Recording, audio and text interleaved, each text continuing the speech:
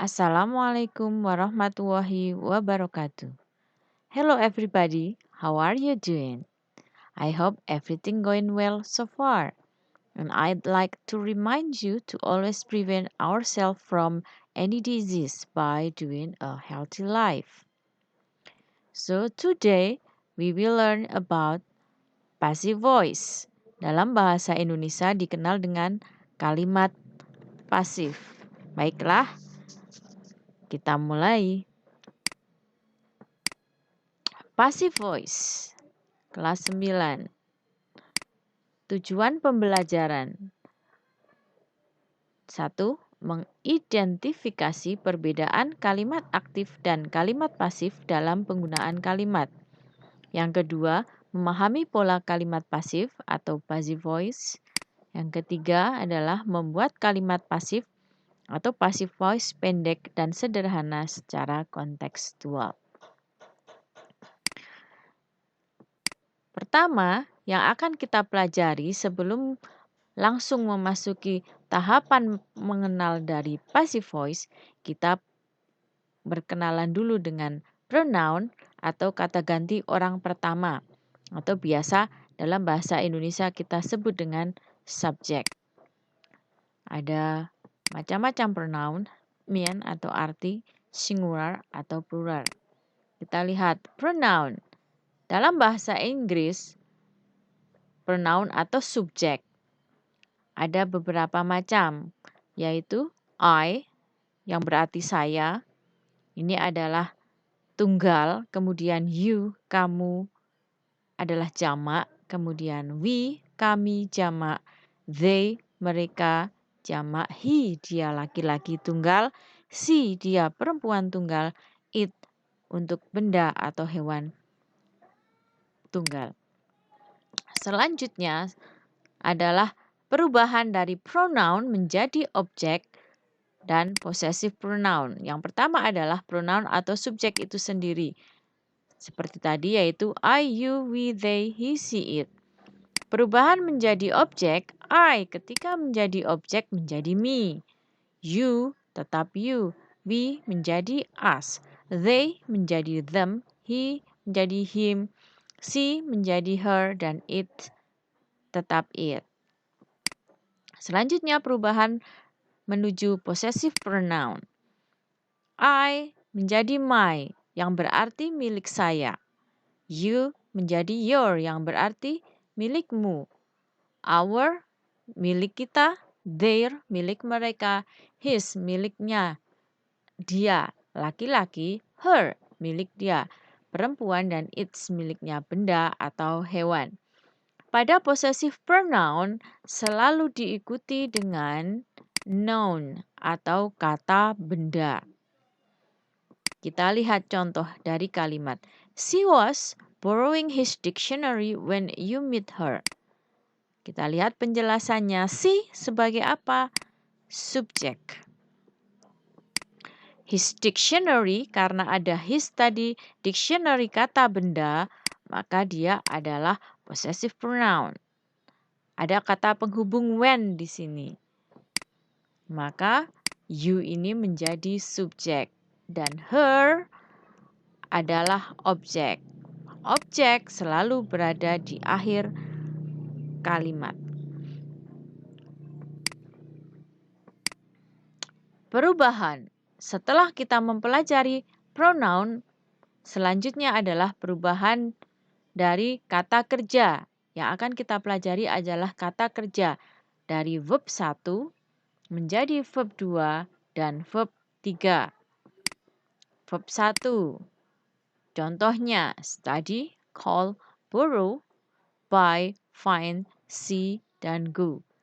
Di sini ada perbedaan antara study, call, dan borrow. Ini adalah kata kerja beraturan, sedangkan buy, find, see, go adalah kata kerja tidak beraturan. Perhatikan perubahannya. Ketika menjadi kata kerja kedua, study menjadi studied, call menjadi called, borrow menjadi borrowed, hanya ditambah dengan ed. Berbeda pada kata kerja tidak beraturan dari buy menjadi bought, find menjadi found, see menjadi saw, dan go menjadi went. Selanjutnya adalah perubahan menjadi kata kerja ketiga. Kata kerja ketiga ini digunakan dalam kalimat passive voice. Perhatikan perubahannya. Kata kerja beraturan dari studied tetap menjadi studied. Called menjadi called. Hanya ditambah dengan D atau ED. Tetapi berbeda dengan kata kerja tidak beraturan dari buy, book, book, find, found, see, saw menjadi seen. Sedangkan go, went menjadi gone.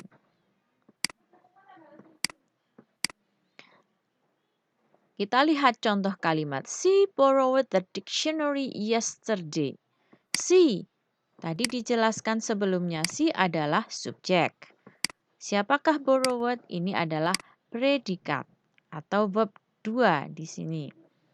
Dan the dictionary adalah objek. Kenapa kita menggunakan kata kerja kedua? Karena keterangan waktunya menggunakan yesterday. Selanjutnya, kalimat aktif dan pasif. Kita mengenal dulu kalimat aktif atau active sentence. Ada juga kalimat pasif atau passive sentence. Contohnya dalam bahasa Indonesia adalah Budi menanam bunga. Budi sebagai subjek, menanam adalah predikat, bunga adalah objek. Kita lihat dalam kalimat pasifnya atau passive sentence. Kalau pada kalimat aktif Budi menanam bunga, maka dalam kalimat pasif menjadi bunga ditanam oleh Budi.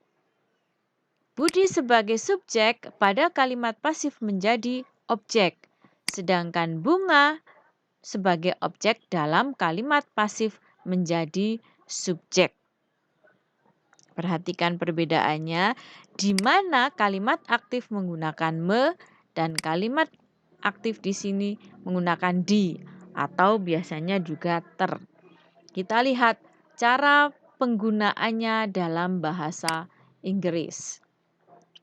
Budi menanam bunga. Budi plants a flower. Budi sebagai subjek, dia adalah subjek tunggal. Plants tadi adalah predikat atau kata kerja pertama ditambah dengan S. Dan flower adalah objek. Di sini adalah objeknya tunggal karena a flower. Flowernya hanya satu. Perhatikan perubahannya pada kalimat pasif. A flower is planted by Budi. Yang tadi objek, Budi subjek, berubah menjadi objek di sini. Karena objek laki-laki Budi bisa juga diganti dengan kata him.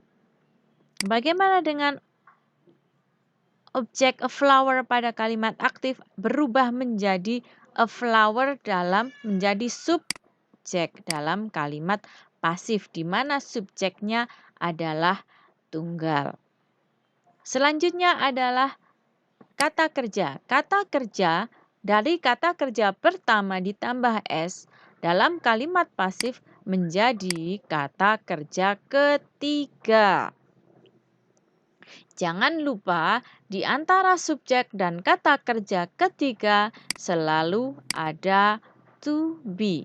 Karena di sini adalah subjeknya tunggal, maka to be-nya adalah is. Jika subjeknya adalah jamak, maka to be-nya adalah are. Demikian adalah perbedaan kalimat aktif dan kalimat pasif.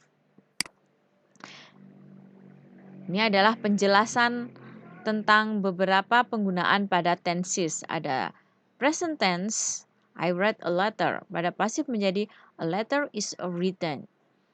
Selanjutnya, present continuous tense, I am writing a letter. Pada pasif menjadi a letter is being written. Silahkan kalian pelajari lebih lanjut pada the passive voice tersebut. Kita lihat selanjutnya adalah contoh example of passive voice. Misalnya di sini diberikan contoh kalimat bahasa Indonesia. COVID-19 dikenal oleh masyarakat seluruh dunia di awal tahun 2009. Di sini ada kata dikenal. Maka ketika menjadi bahasa Inggris adalah COVID is known, dikenal by people around the world at the first year of 2019. Is adalah to be, sedangkan known adalah kata kerja ketiga. Is dan known menjadi dikenal. Contoh yang kedua, Rapunzel diculik oleh penyihir ketika masih bayi. Karena ini adalah bercerita, maka kalimatnya menjadi Rapunzel was kidnapped by the witch when she was a baby.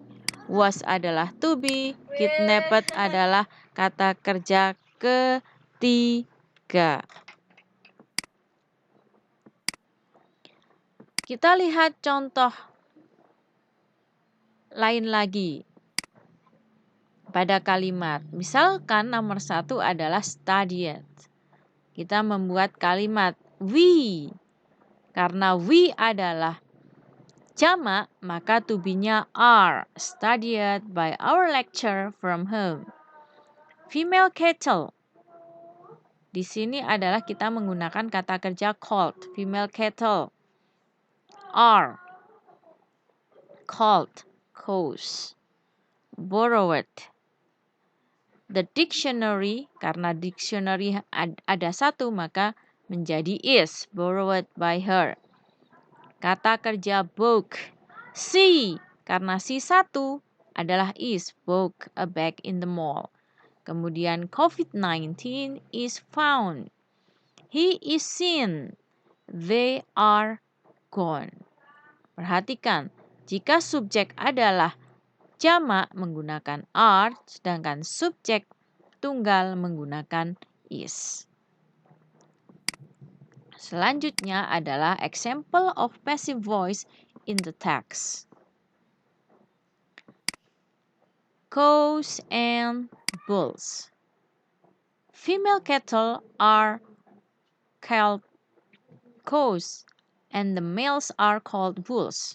They are kept on the farm all over the world for their meat, called beef, and for their milk. We also use their hides or skin to make leather, shoes, and clothes. Let's check where is the passive sentence. The first one are called, to be, dan verb 3. What are next? Again are called. Next are kept. Okay, next sentence. Female cattle are rare, for their milk are called dairy cows. Twice a day they are boiled in a form of milk to make milk. Special machines suck to milk from the cow's udder. Where is the passive sentence? Yeah, you're right. Are reared. What else? Are called. And then are book and to be milk. So the next sentence. Although they are not clever animals, cattle are very strong. In many parts of the world, they are used to pull, plow, and cart. You can catch where is the passive sentence? That's right. Are used. That's all about passive voice. I hope you understand and thank you. See you next time. Wassalamualaikum warahmatullahi wabarakatuh.